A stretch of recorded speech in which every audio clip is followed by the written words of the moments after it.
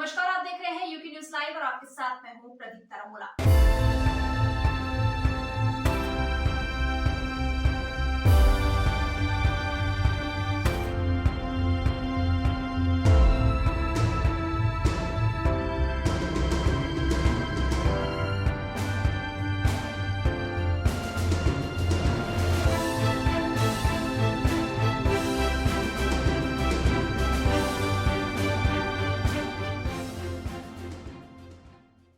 Uttarkashi Yamunotri highway पर निर्माणाधीन सुरंग हादसे के बाद चल रहे प्रोजेक्ट पर कई सवाल खड़े हो रहे हैं। जहां उत्तराखंड के मुख्यमंत्री सीएम पुष्कर सिंह धामी ने भी मौके पर जाकर स्थलीय निरीक्षण किया और रेस्क्यू ऑपरेशन में तेजी लाने को कहा, तो वहीं अब उत्तराखंड में चल रहे कई हैवी प्रोजेक्ट पर सवाल खड़े हो रहे हैं कि आखिरकार उत्तराखंड के पहाड़ों पर ऐसे प्रोजेक्ट सुरक्षित भी है कि नहीं। इसी पर चर्चा करने के लिए हमारी टीम ने हरिद्वार के भूवैज्ञानिक बीडी जोशी से वार्तालाप की और उनसे जाना कि आखिर उनका इस हादसे को लेकर क्या मानना है और उत्तराखंड में आने वाले समय में चल रहे हैवी प्रोजेक्ट से कितना असर होने वाला है। देखिए ये खास रिपोर्ट। देखिए, ये जब प्रश्न उठता है कि इस प्रकार की दुर्घटनाएं क्यों होती हैं, तो मैं पुनः एक नए तथ्य की ओर सबका ध्यान आकर्षित करना चाहूँगा। वो उस तथ्य के बारे में मैंने आज से 20 साल पहले भी कहा था, आज से 7 साल पहले भी कहा था और आज फिर कह रहा हूँ, जोशीमठ की घटना के बाद भी कहा था कि हमारे जो एडमिनिस्ट्रेटिव एग्जीक्यूटिव पार्ट हैं, सारे चीज़ों की समस्याओं हल के डिस्ट्रिक्ट लेवल पे, वो आज तक और अभी तक स्थान की कैरिंग कैपेसिटी, धारण क्षमता का बिल्कुल ध्यान नहीं रखते हैं।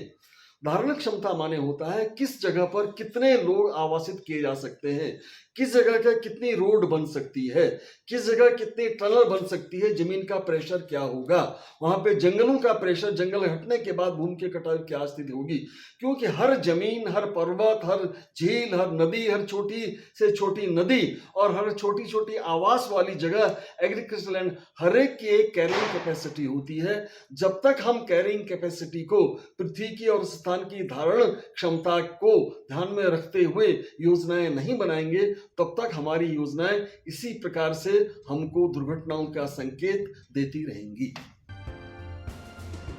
उत्तराखंड में चार धाम राजमार्ग परियोजना पर एक निर्माणाधीन सुरंग के ढहने से उसके मलबे के भीतर 12 नवंबर से फंसे 40 श्रमिकों को बाहर निकालने की जदोजहद जारी है।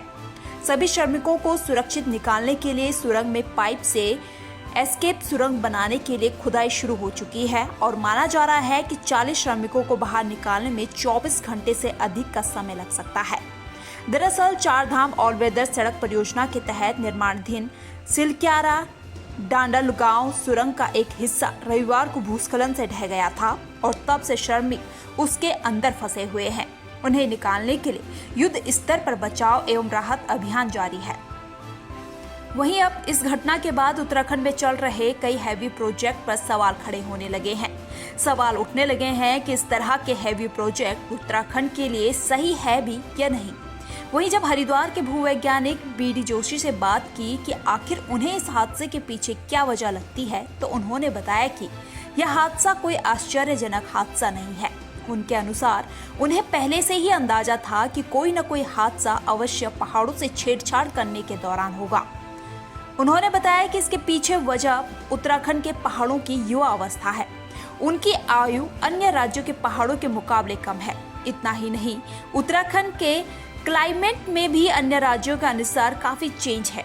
यहाँ पर बारिश, बर्फ और धूप जैसे मौसम लगातार बने रहते हैं और इन पहाड़ों पर पहले की अपेक्षा से ज्यादा अब लोगों की आवाजाही होनी शुरू हो गई है।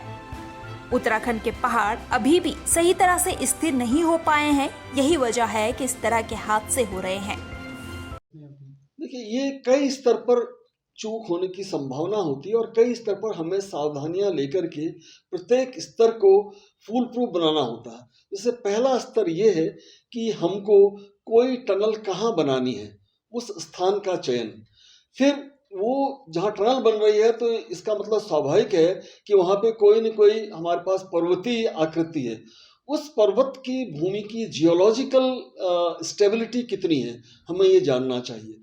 फिर वो उसकी जो मिट्टी है वो कितनी भुरभुरी है, लूज है, सख्त है, अभी किस स्थिति में है, क्या वो उसकी जो निर्माण में जो मटेरियल यूज हुआ है वो नदियों के मलबे से या ग्लेशियर के मलबे से तो नहीं बना है।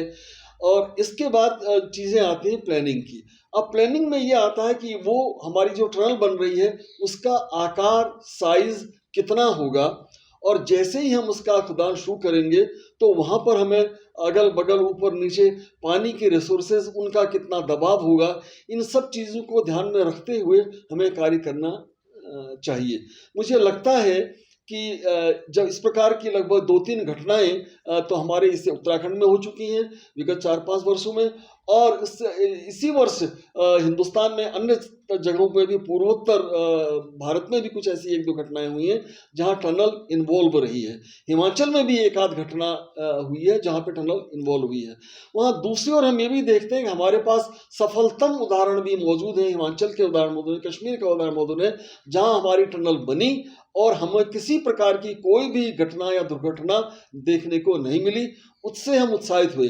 लेकिन यहाँ कहीं न कहीं किसी लेवल पे चूक हुई है कार्य प्रणाली में और उसके बनाने में, और जो उसकी टेक्नोलॉजी हम यूज़ कर रहे हैं वो टेक्नोलॉजी किस तरह से उस स्थान की जियोलॉजी को, बनावट को प्रभावित कर रही है, ये हमें देखना पड़ेगा।